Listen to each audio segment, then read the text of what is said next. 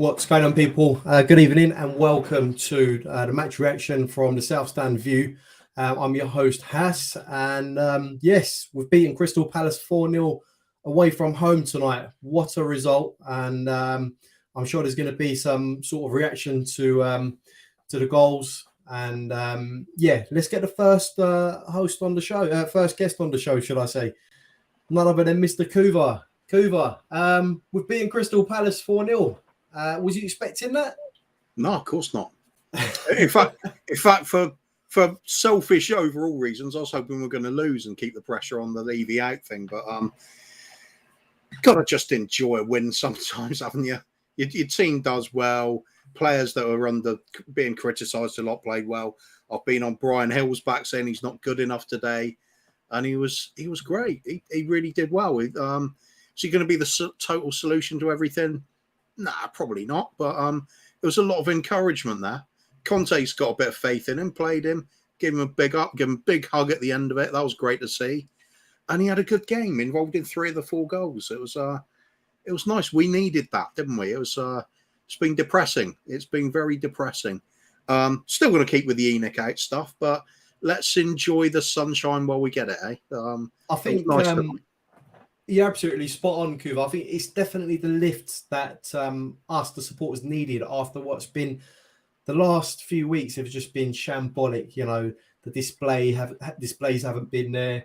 You know, fans at each other's throats. But today was a real clear indication. You know, perhaps the players are willing to pull their sleeves up and do something about it. You know, we have a depleted squad at the moment, and certain players are going to have to roll their sleeves up and see us through this January period until we can get some more players in. Talking about players that have had to come in as sort of standbys, not even standbys, but you know, players that have had to come in and fill in the likes of Skip in the middle. Who impressed you the most today, would you say? It's got to be Hill. Really is the one. I think if we're totally honest, that first half we started really brightly. And then Palace were suddenly murdering us. They were controlling the game. And it was a question of waiting for them to score. So it was by no means a perfect result. I mean, perfect gameplay. But you got to say we held out in the first half. That's all we can say. The defence sort of held its shape. And Hugo was there when needed. It was kind of our usual game plan. Not playing well in the first half. Coming back in the second half. Big difference when you don't concede the goals, though, isn't it? So when you do get ahead, Palace weren't great, but in the second half we were really good. We were good to watch. The passing was crisp. It was a little bit of inventiveness. I love it when you see sometimes Hill or Kane on the edge of the box and they're rolling the ball out wide to a player that's galloping onto it at full pace, and you think, yeah, we're doing something here, getting goals out of it as well. Players look sharp, basically. I think it would have been nice, perhaps, if Sonny had bagged another goal as well, just to get his confidence going as well. But he did get one. That's important. Hill, he's got to hold his head up high, although that's not very high, though, is it? It's only about 4 foot. But he was. I just loved watching him today. It was everything he was doing. Even when it didn't come off, he's trying, isn't he? Before I've criticised him because it didn't matter what he did; it wasn't effective. Today, it was effective. Got to hold my hands up and say, the man played well. It was a bit of a risk today, putting him on in such windy conditions, but he came through it, didn't he, Kuva? He said, "Yeah." That was my joke from earlier. If it was gust of wind comes off, it'll be whipped up to the air like Mary Poppins. But yeah, he stood up to it. He did get manhandled a bit. He does get pushed off the ball. He is a very frail sort of player. But he's twinkle toes as well. He's got that inventiveness. He's got that little bit of bravery about him. I'm really warmed up to him a lot more with this game than I have on any other. He's showing that there's something there. I wasn't sure before. I thought it would be a complete write-off, but just maybe the skill will overcome the other frailties. Kuva, there was a moment in the game in the second half where Hill took the ball and spun past a couple of players and then showed nice, neat trickery to get past a couple of more players. I think things like that in flashes, it just shows that this kid has something about him. But it's what we've been saying for a long time. He needs to get into the gym and bulk up. He's got potential to be absolutely brilliant if he can bulk up a little bit more and add a bit of muscle to him. This kid can be fantastic for us. But yes, it's a little bit of a judgment call, that one, isn't it? Because if he does bulk up, is he going to have that trickery and close ball control and quick ability to turn? You tend to change as a player when you bulk up. I'll certainly remember it because when I started out playing, I was just nothing but a pair of legs. I had strong legs and no upper body strength. So people didn't push me off the ball that often, but they did at times. So I remember the local YMCA I was playing for at the time. They're just saying, right, get in the weights room. Gonna get on the Guinness, get on the weights room, eat a lot of steaks and loads of protein, bulk you up. Did that, and I never got pushed off the ball anymore. But I did lose a yard of pace or two. It's a bit of a toss-up, isn't it? Would you say that's a Lionel Messi? No, you wouldn't. Some players just have to deal with it with a slighter sort of frame. Modric is another one. Cope with it. I think if you're good enough, you can cope with it.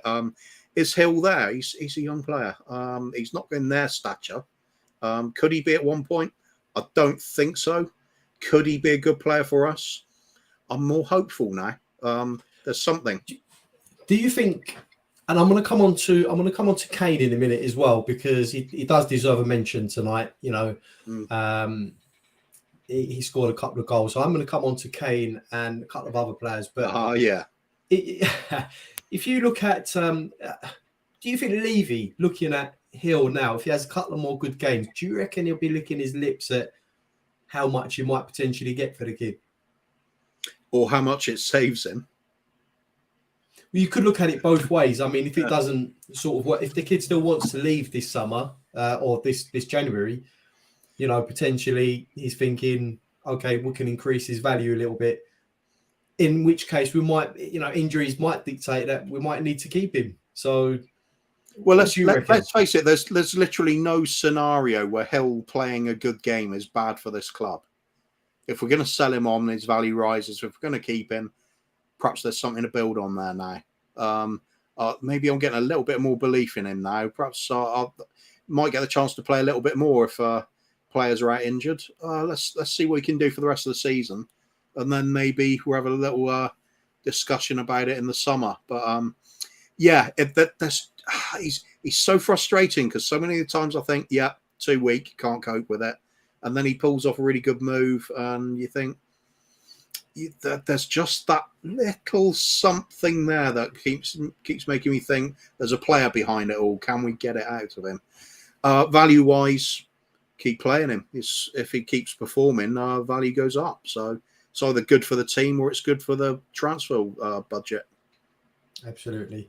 So, coming on to the man himself, the legend, our boy Harry Kane comes up with the first goal, excellent headed ball from the cross from Perisic. And again, Hill was involved in that as well with the ball towards Perisic. Yep.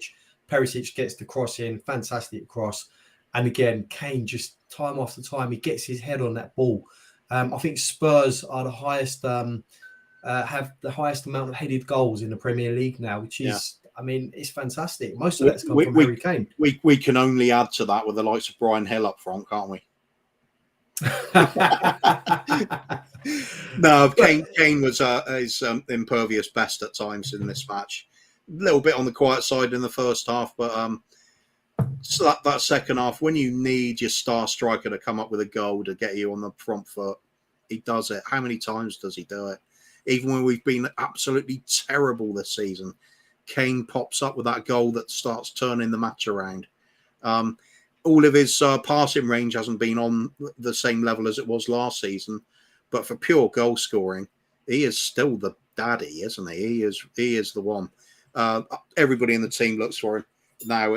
I think he's become more iconic than ever, if in some ways this season, because what would we do without him?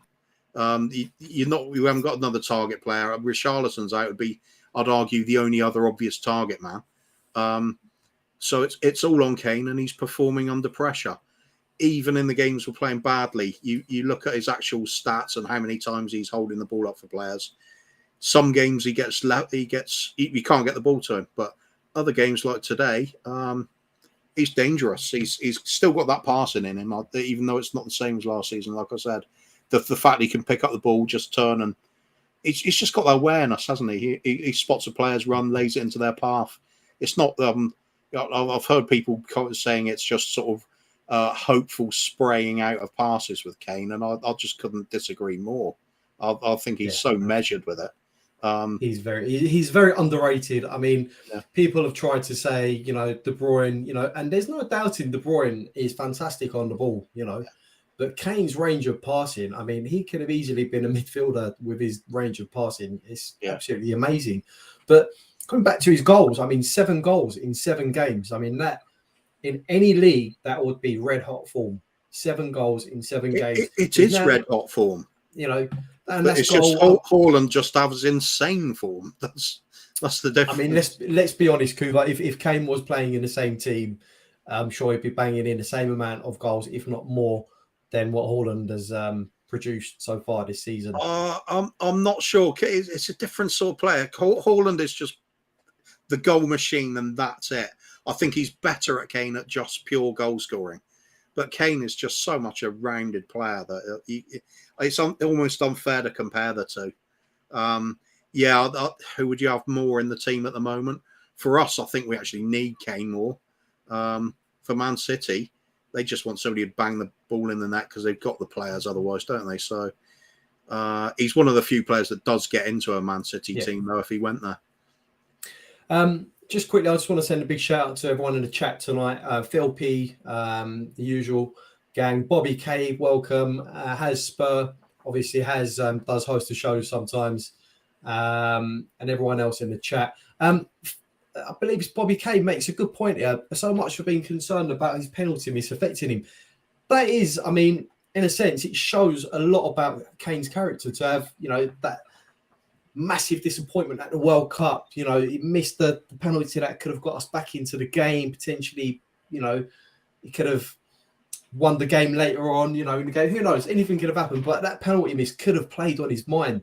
But he's come back and he's firing in goals, and it's just, it says a lot about his character, how he's matured, and, he's just concentrating on the league at the moment, despite all the criticism and all the negativity that he's getting around all the grounds. It's just, would you say he's come on leaps and bounds in the last couple of years in terms of his attitude and aptitude? He's always had an absolutely superb attitude in my book. You could see it even when he came in as a raw player under Tim Sherwood. You could see there's something about this bloke. There's a sort of inner confidence about what he does. When something goes wrong, he doesn't let it faze him. I remember having this conversation a few weeks back. I think it was myself and Rez being asked the question. We're in agreement. Harry Kane's going to come back, bit between the teeth, point to prove to people, I am the daddy, and he's going to be banging in goals. We've struggled a little bit for form since the World Cup, but Kane is on the goal trail. That will continue to the end of the season. There's a few little things just coming together that I think give me a bit of hope for the run into the end of the season.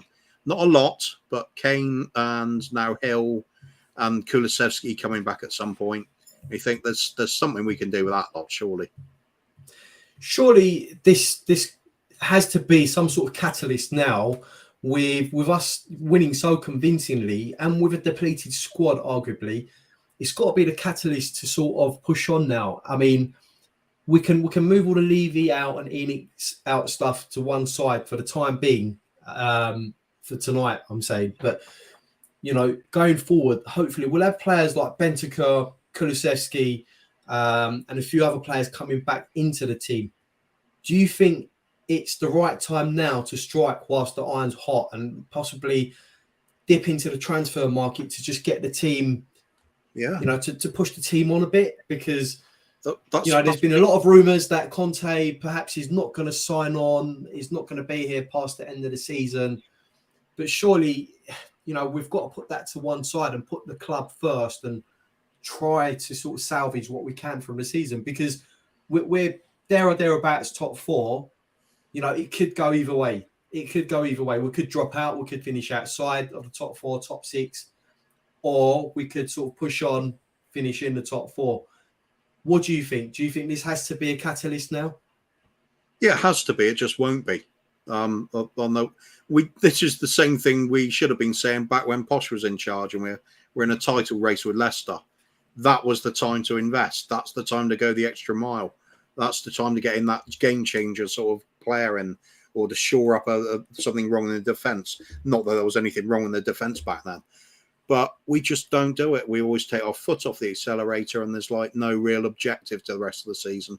Just let it coast. So yes, it should be the catalyst tonight to get back on track. I just don't believe it's going to happen. I think we'll do a very weak attempt in the transfer market and limp along to the end of the season. In terms of the result tonight, do you think it's a reprieve for Conte? I know a lot of the fans have been sort of divided as to who's to blame for the dip in form, for the way things are going at the club at the moment. I know there's been a lot of people Conte out. They don't enjoy the football. But surely tonight's result shows what we can do if we do invest in the correct type of players with this manager. We've got it in our locker to put performances like this. It's the consistency bit, isn't it? It's all well and good beating Palace 4-0 if you'd done well in your other results. But we had a shocker against Villa and lost.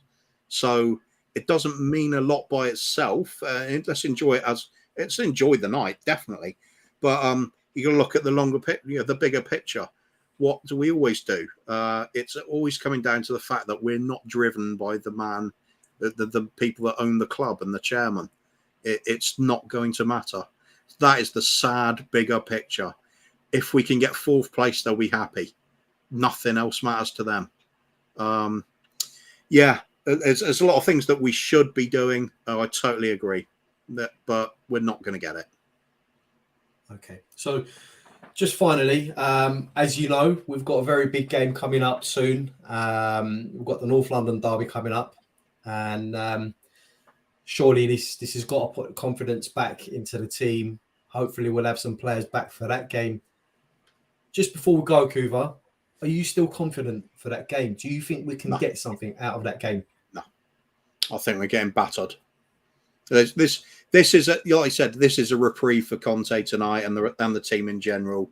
Enjoy it while it lasts. We'll go slip back to business as normal. We are in the league position we are for a reason. We are behind the points average per game that we did last season and this season because we have not been performing as well. That these are facts. I just fear that Arsenal game. I think a lot of times records are there to be broken, and you look at streaks like winning streaks, losing streaks.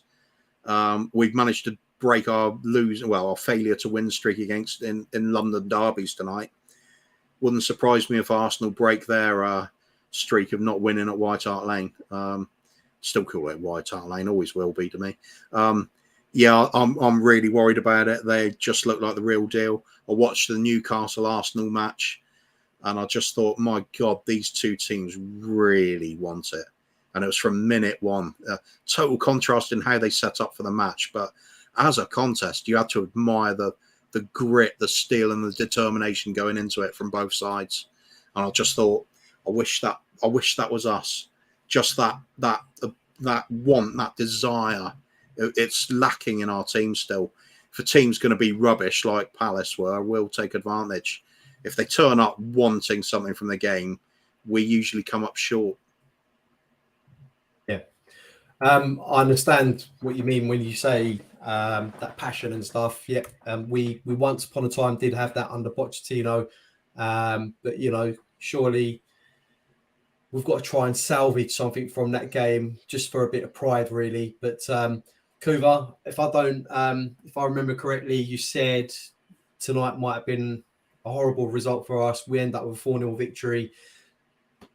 If you're going with we're going to get battered on in the North London derby, I'll take that all day long. Let's And hope I'm hopefully wrong we'll again. come out with a positive result. Yeah. Kuva, thank you I'd very love to much be for wrong all season and we go unbeaten. There you go. If Kuva says we're going to lose, that means we're going to get some sort of result. So there you go. Kuva, thank you very much for being on the show. I have got your partner in crime waiting in the wings to come on and give his opinion on tonight's game. And I do know you host a very, very good show with Bobby K. Tell us a bit about that before you go. Yep, 3 Spurs boys on Sundays. We cancelled this last Sunday because I think mistakenly thought Bob Spur had a New Year's special going on, but it turned out he didn't. So time off. But yeah, otherwise back to a nice bit of light-hearted silliness on 3 Spurs boys with Kuv and the Kang on Sundays. And other than that, I'll be nipping over to Sava Talks Football in a minute to have a post-match roundup. And we'll make sure to give you a good big up there when I get on there. Excellent. Because as I said to you pre-stream, this show deserves more numbers than it's got.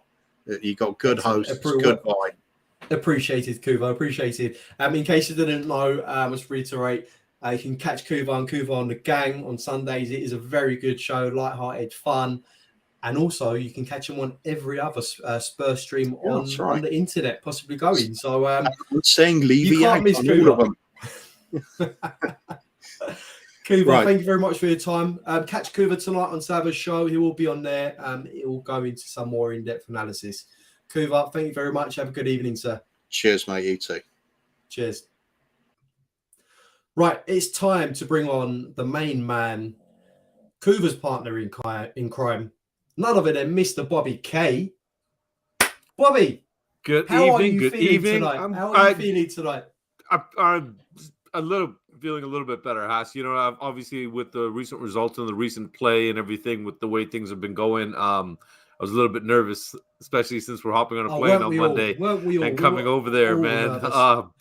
I was on a show, a lovely guy named Rich who hosts Eagle-Eyed Football, and he's a Crystal Palace fan. And I did a Spurs preview with him the other day, and it was me and a gentleman named James were the only 2 Spurs fans, and the rest of the group was Crystal Palace. And it was hilarious because the show ended up being pretty much, you know, most of the time you do a preview and everybody obviously picks their team to win. This ended up being a show of us all picking our team to lose. No, we're going to lose. No, we're going to lose. No, we're going to, you know, nobody had any faith in their team, Palace fans or us going into this. So it was a very disappointing first half. I was, you know, the fact if AU had made that pass to I don't know, Aloisi, how do you say the kid's name? The right winger there that was in the box, he just cut on the inside. Elise, thank you. A simple tap over to him, and we might have been looking at a different scoreline going into the halftime. It's small margins, isn't it, Bobby? It's very small margins. Very small, yeah, very small. But, you know, look, first half, right? I feared the worst again, first half, if I'm being honest. There was a point in the game where Crystal Palace really put us on the back foot. I mean, we were really under pressure. We couldn't get out of our half. They kept them pumping the ball in, corner after They had corner. A good 10 or 15-minute stretch there where it was 80% possession. They had like 5 shots. They had like 15 touches in the box. And we just, like you said, couldn't even get them out of our half. Were you fearing the worst at that point, Bobby? I mean, 100%. Looking at that, I know I was sitting down, I was watching, I'm thinking, we're going to go 1-0 down again, and it's going to be the same old, you know, cycle again. But, you know, we came through that. Were you impressed how we went in half-time and come out a different team? 100%. I was blown away by the team that showed up in the second half. Normally, we come out in the second half with a little bit more oomph, but very rarely, I don't think so far this season, have we come out in 5th gear in the second half. You know, to get that goal immediately, that cheeky little chip cross from Perisic over to Kane perfectly to just get on it, you know. For me, it was bothering me seeing that Kane was pretty much playing a cam role pretty much the entire first half, where he can't provide himself service and there's nobody there in the box. We don't have anybody else that can really get in there and head the ball in. You know, Sonny, Bryan Gil are not guys that are known to get in there and head the ball in for us. Our defenders can do it, but even out of the midfield, Højbjerg was unimpressive again. Skip was decent at best, but I think Sarr looked a hell of a lot better coming in and had a point to prove. Bryan Gil, I think, looked really, really good out there. Even in the first half, he was just effort, just I think, as Kuva almost said, let's not get too carried away with it, because at the end of the day, all he really did was try. He finally came out and he made an effort, and it seemed to elevate a few people around him. And if it's those small margins, like you already said, Haas, that it's going to take for us to get the results, and so be it. I'll take it. Take those small margins, and let's take the right steps forward. I think he really, really did come on, and Hill took advantage of his time, and Sarr took advantage of their time. Doherty did well. He was in great attacking positions as well. He, obviously got in there for the goal as well to pretty much put the nail in the coffin at that point. It was disappointing that Son couldn't finish a few of the chances he had earlier, but it was nice to see him get that one finally, to just be able to rip that mask off. And he's got that monkey off his back now, hasn't he? Yeah. He was bothering him. You could see he was trying really hard. For the last few games. He had one shot in the first half that just, was it a shot? Was it a cross? Was it a cross? Yeah. Really, really devoid of any sort of confidence or anything else. And you look at Son, you think, I feel sorry for this guy. He was Golden Boot winner last season. He was knocking in goals for fun. But, ever since that sort of injury, Son was sort of starting to come back into it after the Leicester game. And then he had that injury to his face, and he still, it just pegged him back a notch or two. But I just want to come on to a point here from Michael W. Welcome to the show, by the way, Michael W. Michael. He makes a point here. Good win for the team, but does it not mean? But it does not mean the issue of lack of players is not there. 100%. And I think he's right here, because it's a good win. We've got a depleted squad, but it's not sustainable for. No, you don't rest on your laurels. You cannot rest on your laurels if you want to go further and push further. We are still in 3 competitions. The treble is still on, as Coop said. Is it possible? Hell, of course it is possible. Yes, it is possible. So why not let's make it more possible by adding players that we know will strengthen the team in the areas we need strength. Right wing back still, Doherty, a decent performance. He's been inconsistent. We don't know what to expect out of him. So obviously that to me is the number one spot that we should be targeting. If it means this whole rumor mill that's churning right now with the Skriniar and Dumfries thing, I don't know enough to say that I would be happy with that, because in looking at Dumfries' numbers, I'm not a stats guy or a numbers guy, but they are not that much more impressive than Emerson. So I don't want to go get a guy that's just a mild upgrade, possibly. And it'll end up being another waste of another spend. If you're not going to upgrade. For me, we're looking apparently into Pedro Porro from Sporting Lisbon, who seems like a massive upgrade on what we have. Yes. But again, these are all rumours. If it is to be believed, then happy days. But I think there's a lot of things that are up in the air at the moment, as you know, Bobby. And we could end up January with no signings. It could go either way. But let's see what happens. Well, that's the unpredictability for us as being Spurs fans, right? We know that inconsistency is our consistency. Yeah. There is not to do, apparently. yeah. Well, we dare a lot then in that case. We have the opportunity now to get some players that are coming up on free agent contracts as well and everything. The sad thing is a majority of them are high-profile players that are going to demand high wages. So I just don't see us breaking the bank and bringing them in. But it's just got to be done properly in the recruiting department and the scouting department. I still think that the biggest loss that this club has suffered in recent time is the loss of Paul Mitchell. I firmly believe that. Again, I'm not a stats guy. I'm not a scouting guy. I can't sit here and say I'm the be all and end all and knowing everything about Tottenham. I probably know the least out of everybody out of the streamers that are in this community. And it's, to me, one thing I do know though is Paul Mitchell has brought in quality, and he has a great eye for talent and the ability to find hidden gems out there, get them while they're young, get them at a good price. And it's not like they're at that young stage where you're concerned about their development. They're already showing signs of greatness, kind of thing. It's like Saliba over at Arsenal. He's doing fantastic for them. It can't be doubted. The guy's a young kid. He's their future center back. He's going to run that line for years to come. And it was a great purchase and a great buy. And they've gone and identified proper targets for their manager. So we got to stop pissing around and make sure we're getting the targets he wants. Now, a lot of people were sitting here arguing with the whole Enoch in, Enoch out, Conte in, Conte out. The people that are Conte out are saying, well, we did get him the players he wanted. Look at the numbers that were brought in. Look at the money that was spent and everything. Compared to the big boys, numbers-wise, it's not, comparable because we got rid of a lot of players too. So the net spend obviously is not as high as them. But players were brought in. Were the key factors that we needed addressed? Again, Longley was a gamble. We knew we needed a center back. We brought in this one on loan. He's had moments, but is he a consistent upgrade on Ben Davies, Dyer, even Sanchez? I don't think so. I think he's pretty much at the same level. I would say he's a mild upgrade on very Davies. slim. Just mild. But again, it comes down to that where we're trying to plug the gaps with loan signings to sort of plod along a little bit. And, it doesn't help the cause. I don't mind them. I honestly, Haas, I don't mind if they do the Band-Aid solution, as long as those Band-Aids are Perisic, are players that are proven winners that are going to come in and immediately make an impact. Skriniar, an older player, winner, serial winner, great mentality, level-headed player, knows how to run the back line.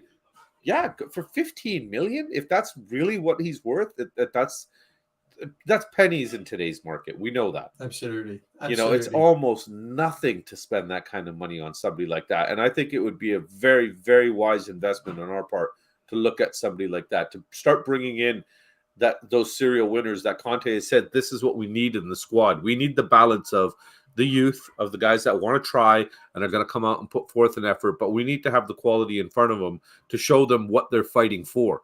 If the quality in front of you is not something that you have to fight too hard to replace, then that shows you how much fight you're going to have in you then, and that's going to carry on with you. And that's a lot of the problem with the people that say Levy out and everything. It's that fact that we still have players here for years that should have been upgraded a long time ago. So, are we making the right steps overall as a club? Are we doing the right things on the football field? These are all things that are all still up in the air. At the end of the season, that's when when the final game and the final ball, the final whistle goes, kind of thing. That's when you can say, that's when you can reflect on the entire season.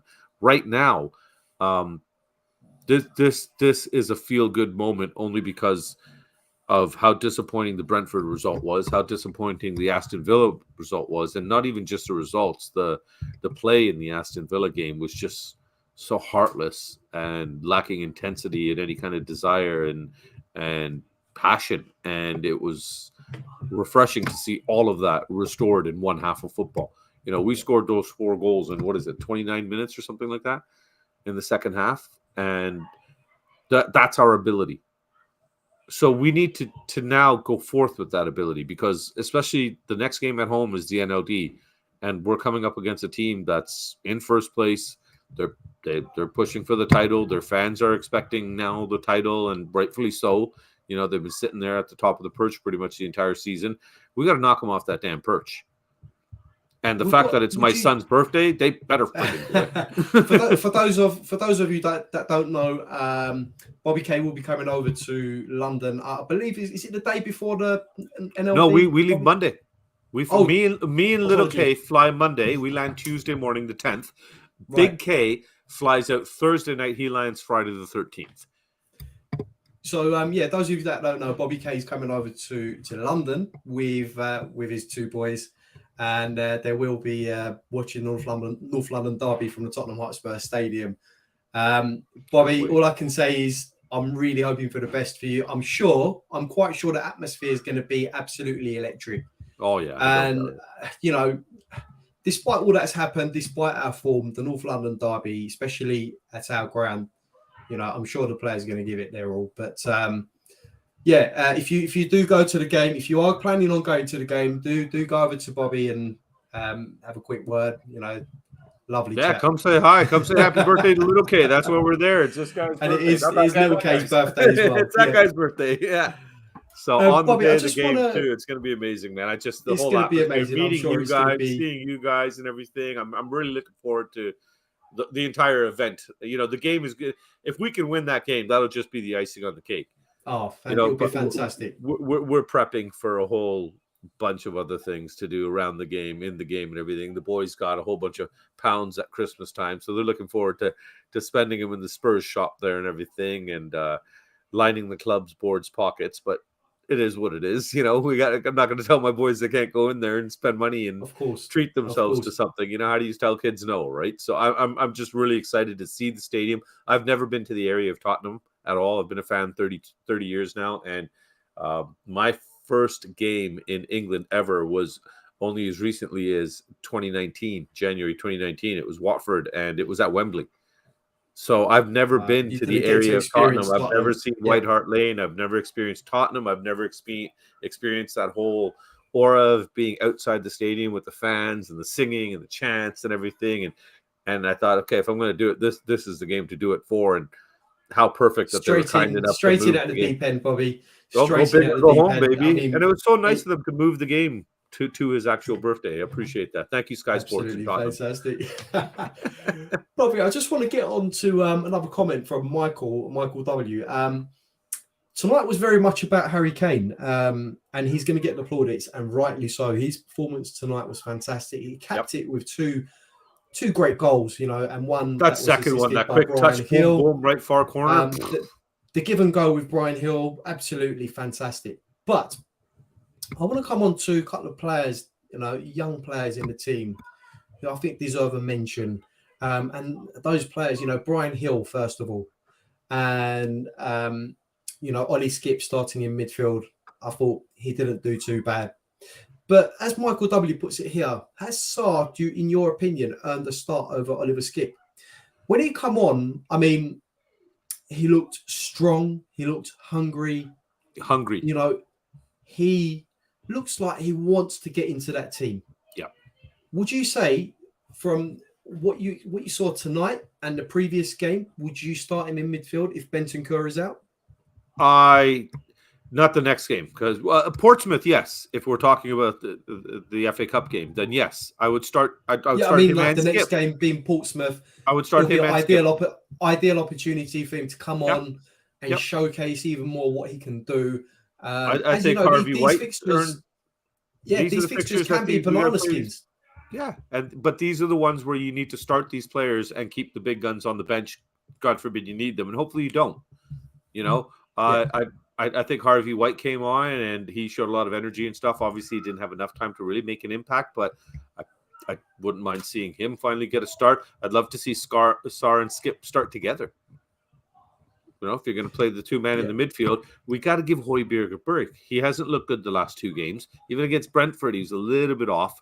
And, coming off a poor World Cup from his team, he might be a little bit down as well. Let's give the kid a break and let's get him ready for the NLD, because we're going to need Højbjerg at full tilt for that game. And I really think that Sarr and Skip could be the future of our midfield. Let's give them the chance to start working together. And then you've got the likes of Alfie Devine going to come back in. And then, we've got some good potential things happening further down the road, but we're too worried about right now. And it's easy to look at what's right in front of you instead of looking down the road. It's just human nature. But I don't think he's earned to start over Skip. I think he's earned to start with Skip. Right. Okay. That's a fair point. And as Michael W. says, Sarr control of midfield much better. Sorry, what was his last comment there? I just started reading it. You changed a frustrating part of something? Oh, sorry, yeah. Michael W. says the frustrating part is that other clubs see a player, then go get that player in a week or so. We've been talking about the same players for months. Yeah, and he's right. About another club, and then the next day we got the Fabrizio Romano. Here we go post out on Twitter everywhere, and it's like we're still talking to Leonardo Di Maio and seeing if he might finally consider something. Like he still might come to the club. So right, Michael. Bobby. It's so right, and that's so frustrating. He still might come to the club. I got his jersey just in case from 12 years ago. Thank you very much for that comment, Michael. You make a good point, actually. Yeah, but we've always been as a club, quite late movers in the market. Other clubs have notoriously been there quicker to get the players in. The board have a certain way of dealing with negotiations. As they like to penny pinch a little bit. And I thought okay. When it comes in, in terms of sort of negotiating a fee, we've been a club that likes to penny pinch. So, it is what it is. That's how we operate, and that's how it's going to be for the foreseeable. But that's what the section of the fan base appreciates: the fact that we do what is considered smart business, that we're not jumping the gun, we're not jumping into fires and seeing how it turns out, kind of thing. We're making smart, calculated. Sometimes smart business is to go out and just pay for what someone's worth, and have them improve your squad. That's you don't go buy a Bentley and then start negotiating on the price. Well, you don't go into Marks and Spencer's and then negotiate over a packet of biscuits. There you go. That's what I'm saying. If you go into the top of the line stuff, you got to look at the way the top of the line, the top of the food chain works, kind of thing. And this is the value. This is what you pay. Simple as that. And we got to stop hesitating on that. Now, I'm not going to sit here and say that we should go and pay hundreds of £1 million for players and just do ridiculous things that could put us into financial restraint or put difficulties on the club. At the end of the day, we've still got £1 billion stadium that we're paying towards and everything like that. The extra money that's being generated for the now double capacity stadium that they have compared to what they were working with at White Hart Lane. That's double the amount of fans eating. That's double the amount of fans drinking. It's double the amount of fans buying Spurs merchandise in that big shop. So I find it hard to believe that we still have to work in the same financial parameters that we did when we were at White Hart Lane. Because now that they have the extra revenue coming in from just the seats of our games, then you add the extra venues and the extra events with the boxing and the concerts and whatnot and everything. And I'm just waiting for the news release that it's been rented out for a wedding soon. And I don't doubt there's some rich person out there that wouldn't mind renting the stadium for their child's birthday or wedding or something. And I don't mind if the friggin' ground is just sitting there not being used and you can make money today on it. Well, any businessman in anything, if I can make money today, why am I not going to make money today? Right. So I can appreciate that end of it, but it'd be nice to see if as we've elevated that end of it, I'd like to see the other end elevate as well and pay the 60 million for a player that we need to and 80 million that we need to and stuff. But then again, you have the argument come back that we spent the 60 million on Ndombele. Look how that worked out. We spent the 60 million on Richie. Look at how that's working out. So, there's an argument on both sides that will unfortunately never end because of the way that everything has been structured and we as the fans get divided. But as long as the club progresses on the pitch, I think that is the vision that the club needs to start pushing forth and letting people understand that this is our vision. We do have a collective vision because 14 managers in 21 years does not show vision. It shows calamity. It shows Band-Aid solutions. It shows that we have not made a concrete decision, that we've taken this direction and now we're going to switch directions. Because every manager comes in, it's like a new mayor of a city. All the old things the mayor previous was doing get wiped away. All the infrastructure development, everything, because this mayor wants to come in and put his or her stamp on what they're doing. And now they're going to change everything and do it their way. So we can't expect that consistency unless the foundation is there. And the foundation can only be set by the club. They've got to sit here and say, okay, this is what we want to do. This is our, as they were saying, we need to get some, after they got rid of Nuno, we need to get somebody in our DNA and everything. Or before Nuno, sorry. We need to get somebody in the club's DNA. We want to play attacking football and this and that, and then go get Nuno. Well, What?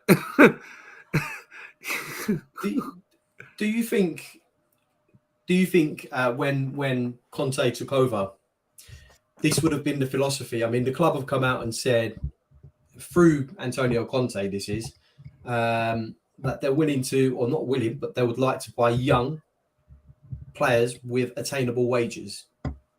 Do you think that would have been the philosophy when Conte took over?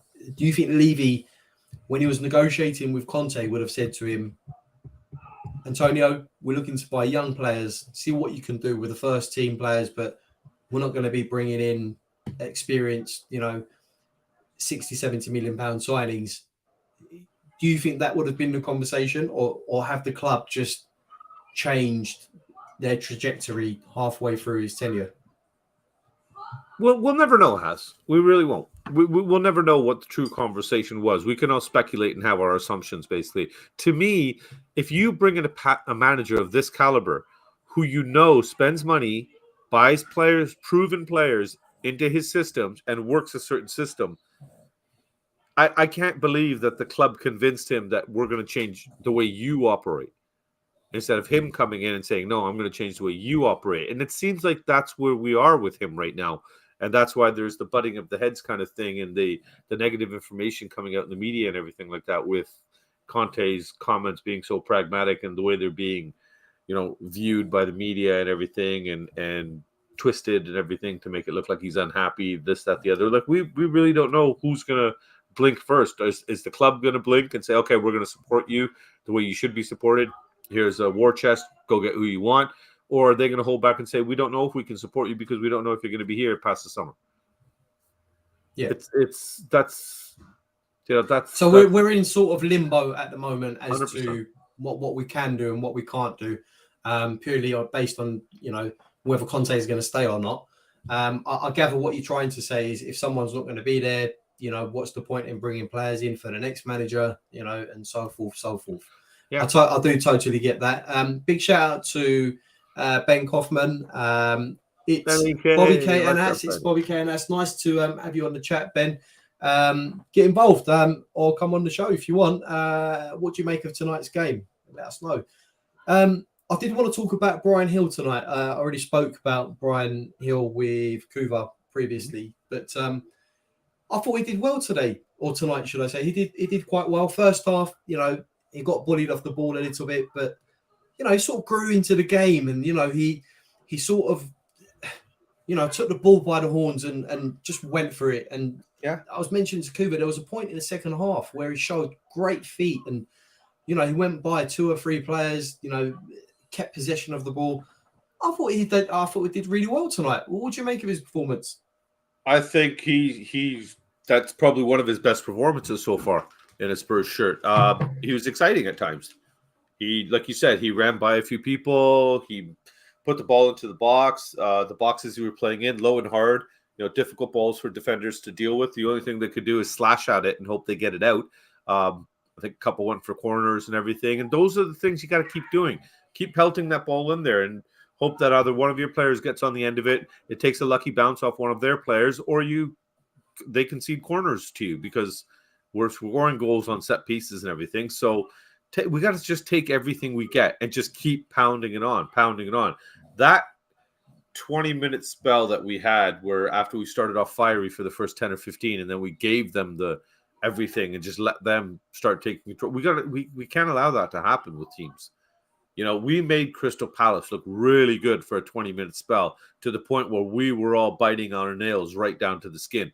And we need players like Bryan Gil to take the game. And I think it's going to happen with these younger players, because they're not as fearful, I guess. Their mindset is a little bit different. They come in kind of with a point to prove and a chip on their shoulders. And you already said the word hungry, and that's what I saw. Harvey White looked hungry. Sarr looked hungry. Bryan Gil looked really friggin' hungry, and I can see why. He's a scrawny little kid that needs to eat. But like Kuva already said, we don't want to concern ourselves with pushing this kid to bulk up, because what if that takes away from the aspect of his game, And if he can make those quick transition runs and everything, play those balls in quickly, and start developing some sort of chemistry with the front line, brilliant. That's what we want to see. You know, we were seriously missing Decky against Villa, and Bryan Gil stepped up and almost filled that spot. Not as well, but he did make an honest attempt, and he's credit where credit is due, and he should be given credit for the display he put in today, because I honestly think he was fantastic. I really think it was his best game in his first shirt thus far. I think it's been a very difficult start to his Tottenham career. As you know, he came through 2 years. I believe it's been 2 years now since we had Bryan Gil. He came through during the Nuno tenure or just before that. But it can't have been easy for Bryan Gil wanting to go back to Valencia, having gone to Valencia and did pretty well at Valencia, then coming back and being told we're not going to send you back there, and being a bit part player at Tottenham. It shows that you have to have the correct type of mentality to come through that and want to actually go out and perform.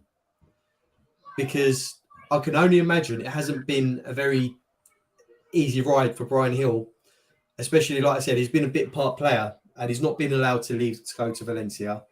And it may be the case that he's not going to go there this January as well, based on all the injuries that we have at the moment.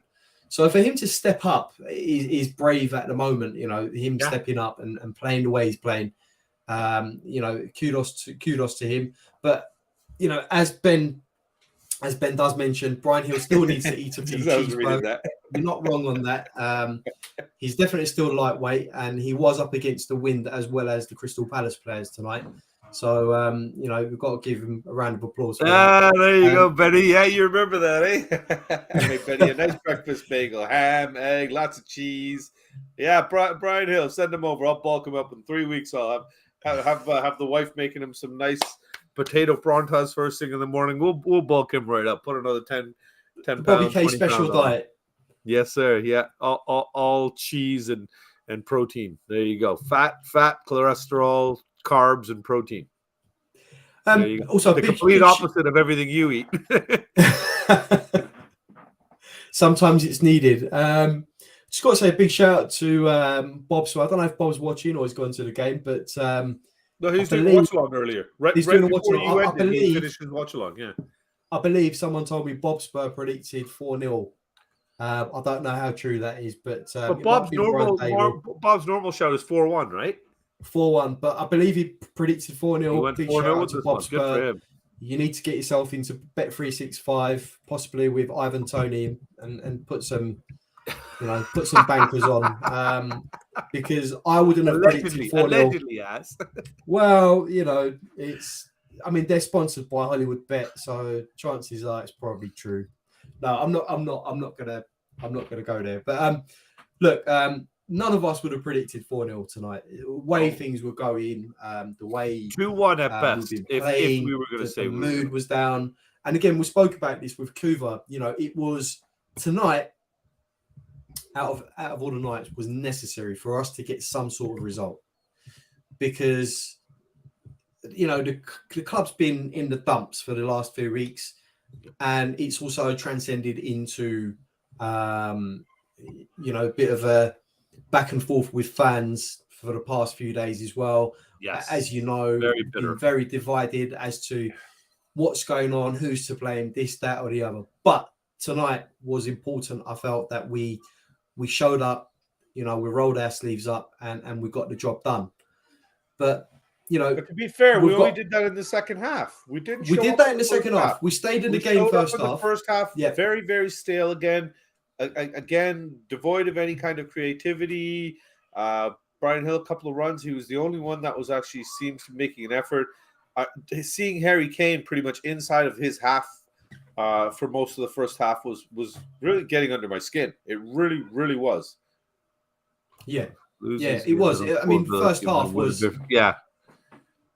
first half was absolutely crazy. Again, you know, we're thinking, right, same old Tottenham. We could have been down 2-0. We've started off on the back foot. I mean, the first 10 minutes was, you know, either way, the feeling out process.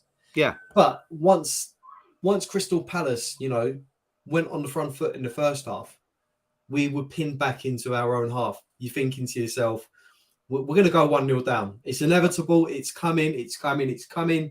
Lloris made a couple of great saves. Couple of great saves, yep. Possibly, redeemed his mistake for last week, but kept us in it in the first half. And we're thinking, right, we need to come out second half, because last week we didn't come out in the second half either. So, we got that first goal, and that just opened up Crystal Palace. That opened them up, and we took advantage. But how do we move forward from tonight's result? We've got a whole load of important games coming up. Yeah. We've got Portsmouth. Okay, some will say, okay, it's a banker. We'll get that job done. It's always a banana skin. FA Cup, it's always a banana skin. Fans always, neutral fans are always expecting an upset, and it's another one that we sort of got to get over the line. Yep. After that, we've got that North London derby, as you know, you'll be there for that. Massive game. Win that one, our tails could be up. Yeah. We've got Manchester City coming up. Not once, but twice. We've got Manchester City coming up. We've got West Ham coming up. That's 6 points there. City's 6 points for us. Oh well, that's a given. That's in the bag. Yeah, we've got. I'm more concerned about Portsmouth than Man City. That says a lot about our club. Win the hard ones and lose the easy ones. Pretty much what Ben just said right here, right? But we've got arguably a very, very tough run of games in January. Very tough. And it doesn't get any easier in February. So, we need to push on from this point. We need to start pushing on. And like I said before, whatever's going on with the club, personally, I'm always going to be Levy, ENIC out, but we need to do what's best for the club at the moment. In the long term, change of ownership would be fantastic, but it's not something that's going to happen straight away. We need, the wheels. Hopefully, it will start, turning in motion. But that's something that's going to come later. But for now, we need to salvage something from the season. We need to at least get a couple of players over the line to give this squad a bit of a push, because it's inevitable we're going to get injuries. The squad is at the moment, as it is, not good enough to compete. Yep. But how do we move forward, Bobby? Honestly, like you said already, it's basic. It's just one word, simple answer: investment. Clear investment. And hey, Harriet, only when this good-looking fella invites me, I can't say no to Haas or Marlon. Good boys. Nice to see you here. Make sure you like and sub. And absolutely. Investment has simple as that. And I'm not talking about going out and spending 60 million on Bastoni or 130 for Guardiola or whatever it is ridiculous that's wanted now. But I'm also saying don't give us options C and D. Go and identify players that are going to fit into our system and start bringing Pedro Porro for 40 million. That's a significant upgrade. On that position for us. That is a good buy. Those are the kind of buys I think that they shouldn't even be questionable. The board should just be saying, why is it not done yet? Like Mike had, was it Michael? Yes, that was putting in the comments earlier that we identify targets and talk to them for months and then watch them go hold up somebody else's shirt for their Twitter picture. And it's frustrating. Identify, attack, get the signature, get the friggin' press people there, give them the shirt, punch a number on the back of it, and get them on the goddamn training pitch so they can start working with Conte now. Let's not wait till the 28th. But the ENIC model is wait, dilly-dally until another club comes in and they're gone. It was the same with Bruno Fernandes. We waited. The player wanted to come to us, and then we ended up with Jedson. This it's the ENIC way, Bobby. You've supported Spurs long enough. You've watched us long enough. You've seen how we operate. It's the same model. No matter who comes in, no matter which director of football comes in with special superpowers. Good evening, Elias Christian. Yep. I'll try. Are we going to see Eric Dyer up today? We'll come back to Eric Dyer later on. But you know what's funny, Haas, is he's going to come in, and the first thing he's going to go on about is, see what happens when we start Dyer? So I'll try to get him down here. Maybe he'll jump on for a few minutes with you here, and Yeah, that'd be great. He can show his dire love. Yeah, but sorry, where were we at there? Where no, we were just talking about the transfer dealings, and yeah, what I'm trying to get at essentially is we need to get some deals over the line. We need to stop, dilly-dallying over a few million or whatever it is, and we need to just, some way we need to get something over the line. I mean, we can't. Do you think it's a possibility that we could go through January without actually spending any money or investing? Is it a possibility? Yes, it is a possibility, and it's a scary possibility because at the end of the day, the club, the board, fans, Conte, there's nobody in this element that doesn't look at this club and say there's positions that need upgrading, and it's as simple as that. So upgrade those positions. Is it a significant upgrade or a mild upgrade? Regardless, upgrade those positions because we don't have strength in numbers and we don't have strength in our starting lineup right now. There's big pieces missing that we need to get addressed immediately. So sorry. Would you say we need to get rid of a few players or a couple of players to bring a couple of players back in? At the moment, we're looking at, can we do that in January to get? I'm not saying get rid of everyone we need to get rid of, but there are still players at the club that's need to be pushed out of the door. So, do you reckon we can get that? There's players that need to be pushed out the door only simply because it's clear that Conte doesn't want them there. Spence needs to go out on loan. Mora needs to be sold. Those are two players right there. That I have no idea why they're even on the books. It's maddening to me that they're around. I don't think we can look at going to our back line and getting rid of people until we get the upgrades in first, because we're still very, very short. And he was very happy. Yeah, very happy, Elias. We were very upset when we saw him miss that one chance and then finally get that slotted in goal at the end there. So everybody's a happy camper in this house. But going back to what you were saying, Haas, even if it means one player, just one, show some freaking intent. Show Conte some intent. Show your fans some intent. Show the people that are coming and lining your pockets and making this club what it is from a financial standpoint. Because the fans that have loved this club have loved it for generations. We got generational fans here, and we've been around over 141 years this year now. And the love for the club will always remain. But the board has to understand that passion needs to be met at a certain level as well. It's great that you've got the fancy new stadium, and there's fans that appreciate that. There's fans that appreciate everything that's gone on with the infrastructure of the club. And then there's fans that just care about the pure football end of it. They don't care what's happening behind the books. They don't even know who Daniel Levy is, but they look at just the pure football. And even they're upset because the quality of football has not been there. The level that we expect from our football club is not there. And that's simply because we don't have the quality in the players.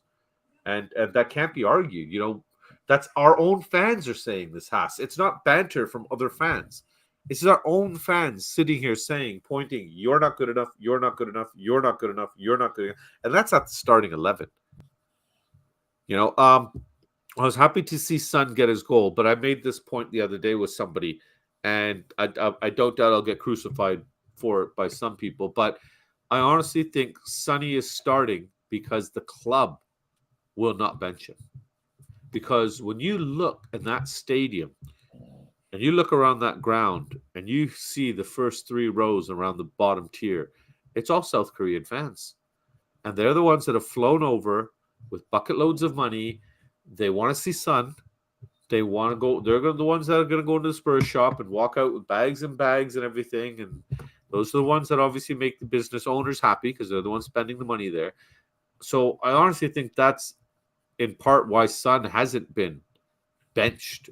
The injuries, obviously the unavailability of Richie and now Decky as well. We got two of our other wingers pretty much gone.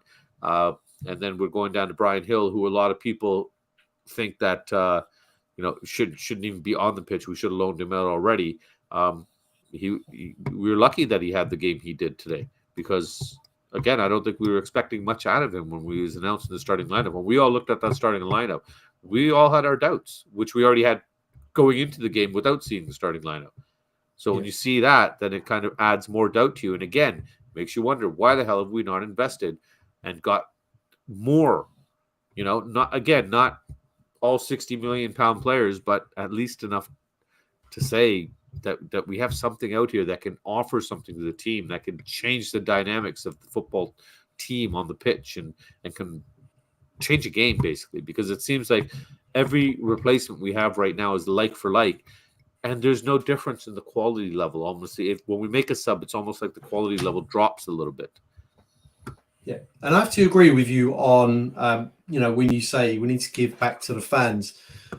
It's all well and good, the board, Enoch, everyone else, they're lining their pockets, they're making profits year after year. The profit margins are getting bigger and bigger, but what about the fans? Give something.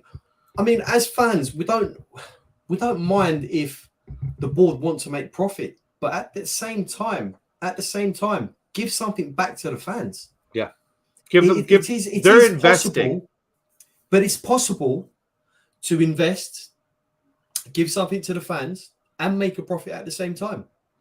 That is possible. A lot of other clubs do it. My standpoint, it's all greed. You milk a cow until it's got nothing else to give. Yeah, then you sell the cow and you get another one. These fans, these loyal fans who've been going and going to game after game, home, away, supporting the club for years and years and years, surely they deserve some sort of return on what we've been made to endure for year after year.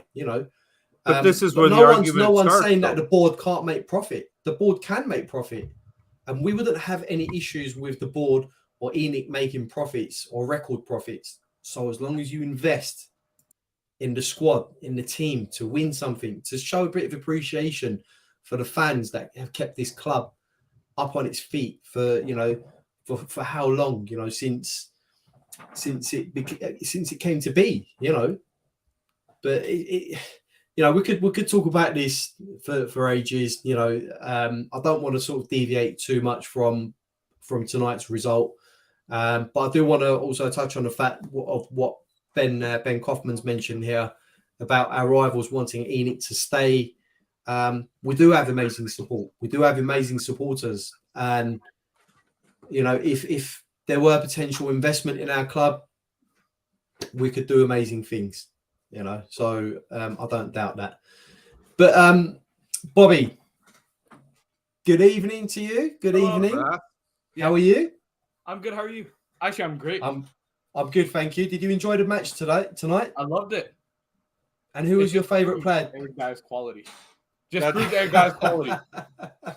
Who was your favorite player today apart from Dyer? Kane. Harry Kane. Amazing finisher and playmaker. What do you think about the North London derby? Are you excited for that? Well, yeah, but our form is I don't want to go to just to see us lose. But we will win, and I believe because Eric Dyer is going to be on the pitch. Because of Eric Dyer, fantastic. I really hope Spurs turn up against Arsenal when you come over for the North London derby. Do you know what? You're going to have a fantastic time. It's going to be an amazing atmosphere. There is no better match that you can go to than the North London derby. Honestly, you're going to have a great time. Win, lose or draw. Don't worry about the win, lose or draw, but obviously it's better if we win. But yeah, you're going to have a great time. Yeah. You're going to have a great time. Aren't they so lucky, Haas? What lucky kids, man. They Absolutely. I think you need to show some appreciation to your dad. They got a great dad as well. Yeah. So Elias wanted you to show you Eric Dyer love. Yeah, I love him. Favorite player of all time. Yeah. You don't have a song for him? I love Eric Dyer. Eric Dyer loves me. I love Eric Dyer. Eric Dyer loves me. Okay, Elias, fantastic, big guy. Fantastic. Okay, go on. No. Haas might have some questions for you. No, Bobby, I'm just gonna say, I was just gonna ask, moving forward, what do you reckon about the North London derby before we wrap it up? Do you think we can get a I result? am still nervous, Haas, only because, like Jay already said, our recent form is nothing to be screaming and shouting about. We're inconsistent. We've still had that terrible first half today. If we play a first half like that against them, they will punish us. Yeah. We will be going into halftime down. We'll be going into halftime with a toxic atmosphere coming out in the stadium. We're going to have negativity start brewing through the fan base. You're going to start hearing rumblings and grumblings, and that's the one thing I'm absolutely terrified about. Cheers, Benny. That's the one thing I'm terrified about with the atmosphere. Like, one of the main reasons I even picked this game and said I want to get to this event one day was because I saw all those videos from last year's NLD outside the stadium with the flares and the singing and the chant and just that army of Tottenham supporters walking down the road together. And I'm just like, I don't care what happens. This is happening in my lifetime.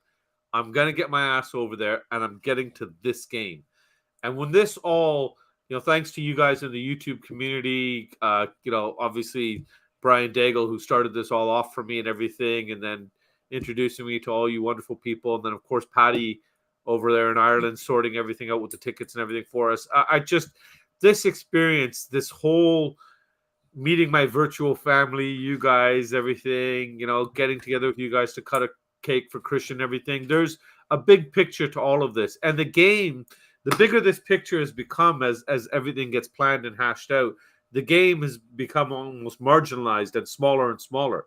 So although the result, a win, would be the icing on the cake, it's not going to be the be-all and end-all to this trip. And I'm just really, really excited to get there and experience Tottenham and meet all of you guys. And I really can't wait. I really, really can't wait. I just hope that second half team shows up from the beginning. Yeah. That's the only thing I'm hoping. What are your thoughts going to the... Same thing, even against Aston Villa, we created a lot of chances. It's just we couldn't finish them. Today, we showed that we could finish them.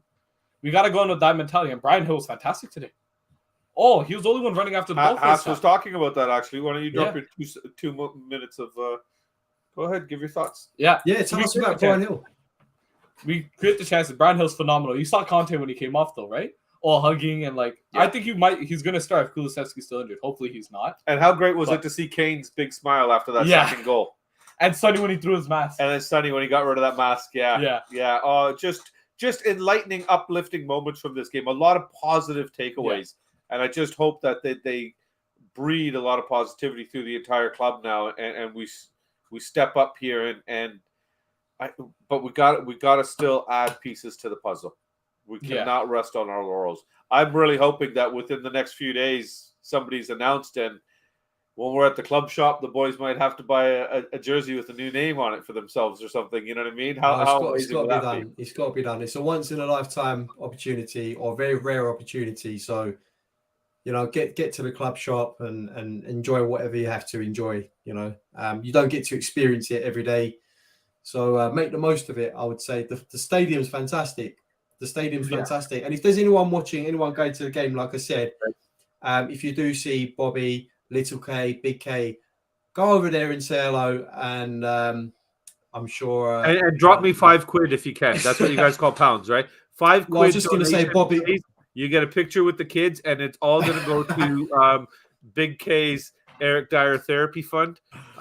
Please, please help me. Obviously, I have a deluded teenager that's going through hormonal changes and puberty and a whole bunch of other things. So I need to make sure that all the rottenness and all the bad ideas are taken out of his head. So no, this summer January transfer window, we need 2 new left center back defenders and right center back defenders.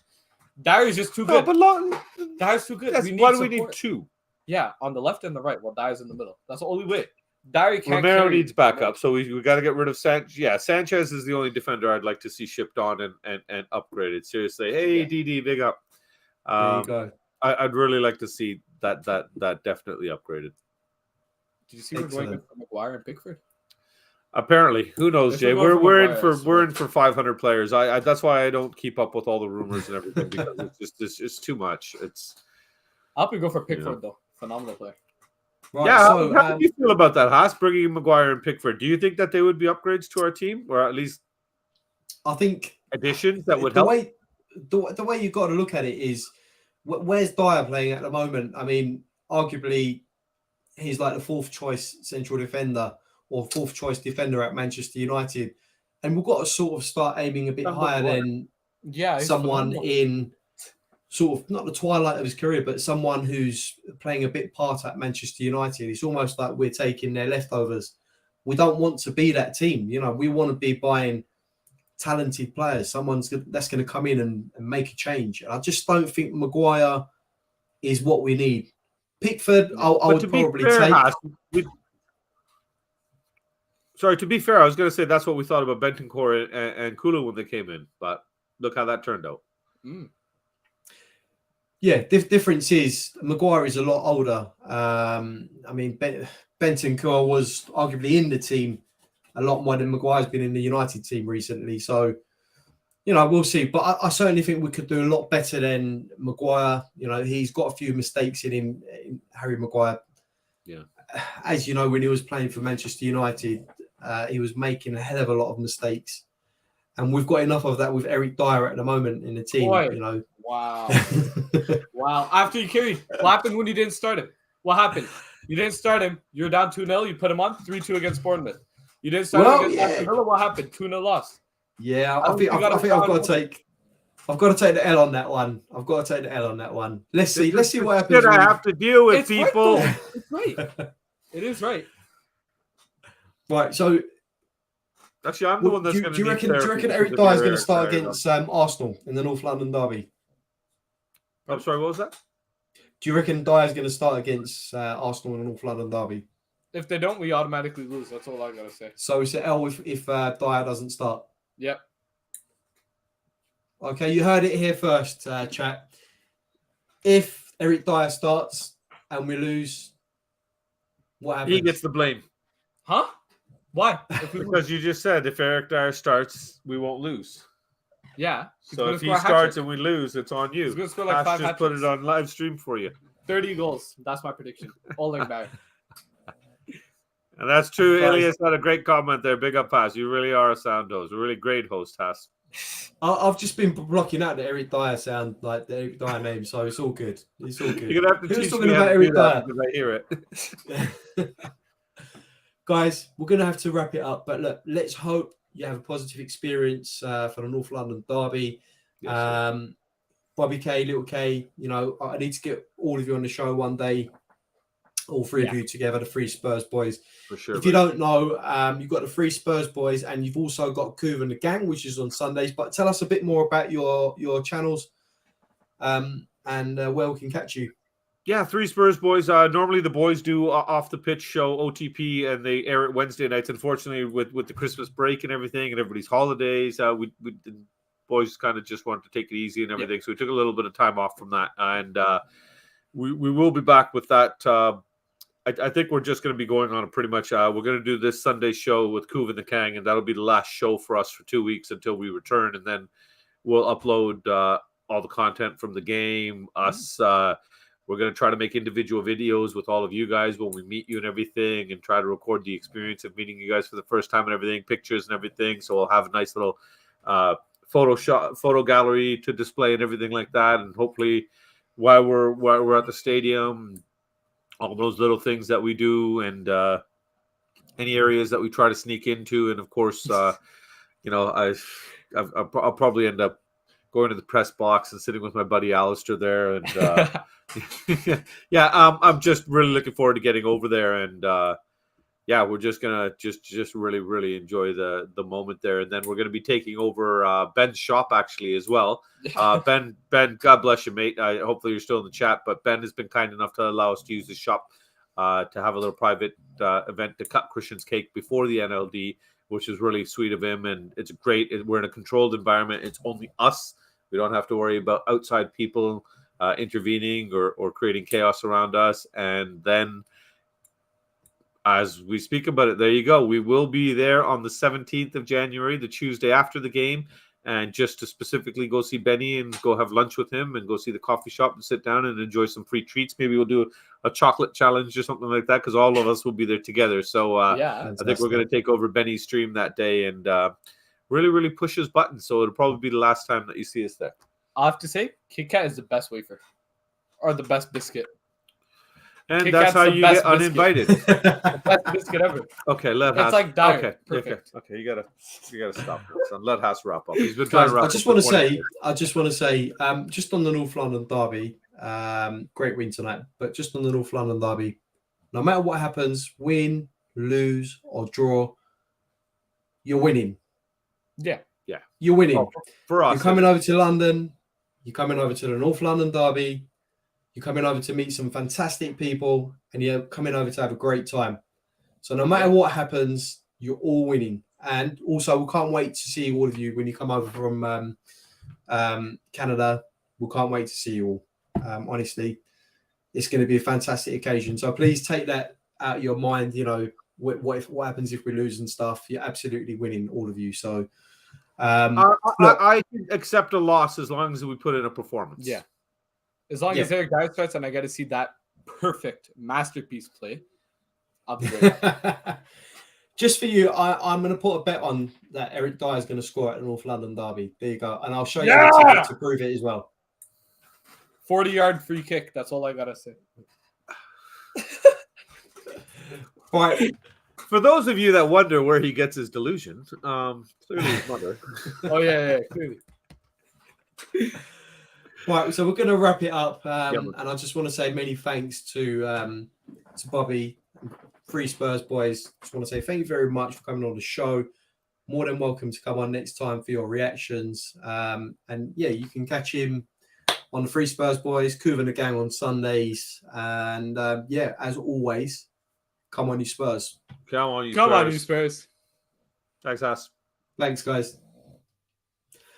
Right, guys, so I just want to wrap it up there. I just want to say a big thank you to the chat for everyone who joined in today. It's a great pleasure having you all on. Obviously, please do click the subscribe button, press a like, it's for free. You know, it helps the channel grow. And if you like the content, let us know. Get involved with the chat. But yeah, we are going to leave it on that note. Hopefully, the next one, Portsmouth, we can get the job done and create a positive and happy atmosphere for the North London derby. Remember, whatever's happening, you know, respect each other. You know, whether you're Levy in, Levy out, Enoch out, whatever, you know, respect each other and let's do what's best for the club. So it's a good night from me, and see you all on the next one. Adios.